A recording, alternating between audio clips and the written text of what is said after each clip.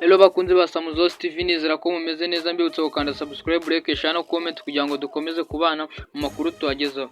Rero mu minsi yashize nibwo hagaragaye abana imvura irimo iragwa, ibendera rigiye kugwa baragenda bararifata, bakaba uyu munsi bahawe igihembo nk'ishimwe ry'uko banze ko idarapo ry'igihugu rigwa hasi. Ubwo akaba ari ubwitange bagize.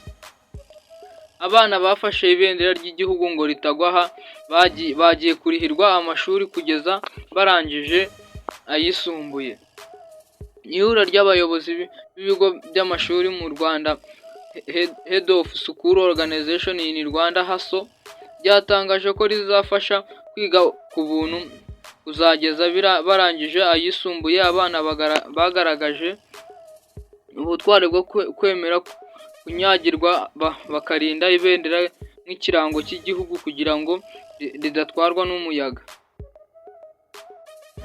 Abo bana biga mu ishuri ribanza rya Cyobe mu murenge wa Mbuye, akarere ka Ruhango, baherutse kurwana n'umuyaga waje ku kigo cyabo tariki 2 Ukwakira 2024 ugasakambura igisenge cy'amashuri unashaka kugwisha ibendera, ariko abo bana bihutira kurisigasira ngo ritagwa, kuko ngo bakekaho ko riguye hasi igihugu cyaba gitakaje icyizere.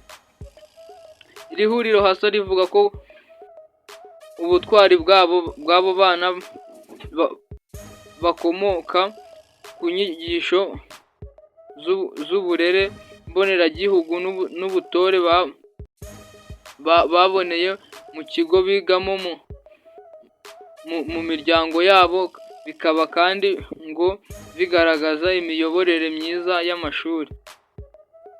Itangazo ry'iri huriro ry'abayobozi b'amashuri rigaragaza ko icyo cyemezo cyafashwe ubwo hasurwaga ishuri ribanza aba bana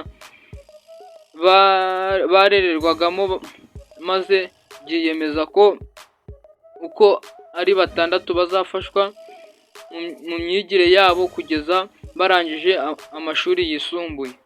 Umwana witwa Gisubizo Ernest wiga mu mwaka wa 4 w'amashuri abanza niwe bagenzi be baboneyeho yiroha mu mvura atangira kurwana n'igiti kiriho ibendera.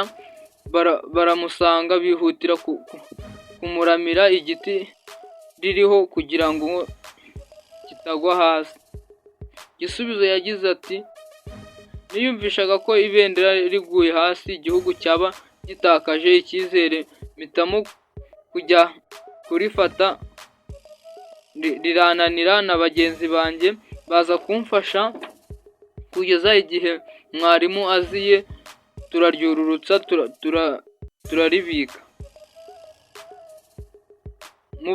Mu bakurikiye Gisubizo kuriramira ibendera ry'igihugu harimo umwana w'umukobwa witwa Akimaye Josiane wiga mu mwaka wa 6 w'amashuri abanza.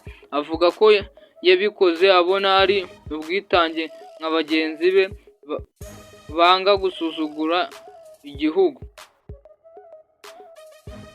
Ati, numvaga ko ibendera nirigwa hasi ubukoroni bwongera bukagaruka, mpitamo kujya gufasha abandi. Ndashishikariza abana bagenzi banjye gukurana umuco wo gufashanya no gukorera hamwe dukunda igihugu.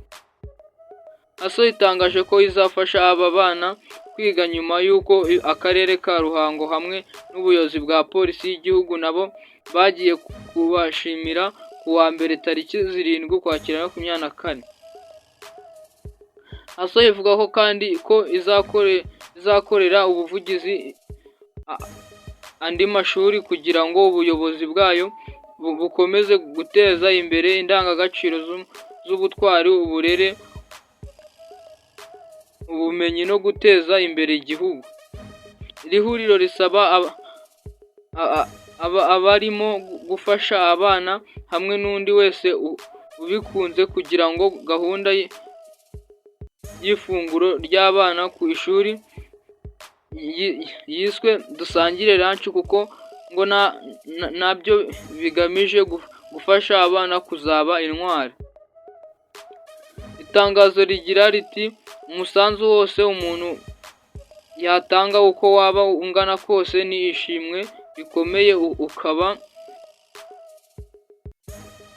wawunyuza kuri konti ya mobile money y'umwarimu sako *180*3*10 ugakurikiza amabwiriza. Rero akaba ngaba ari amakuru twabagezaho mwagezweho n'ikinyamakuru Samuzozi TV. Mbibutsa gukanda subscribe, like, share na comment kugira ngo ukomeze kubonera amakuru ku gihe, kandi nshishikariza n'abana kuba intwari mu byo bakora byose kugira ngo ahantu hose bajye bashyigikira igihugu. Thank you.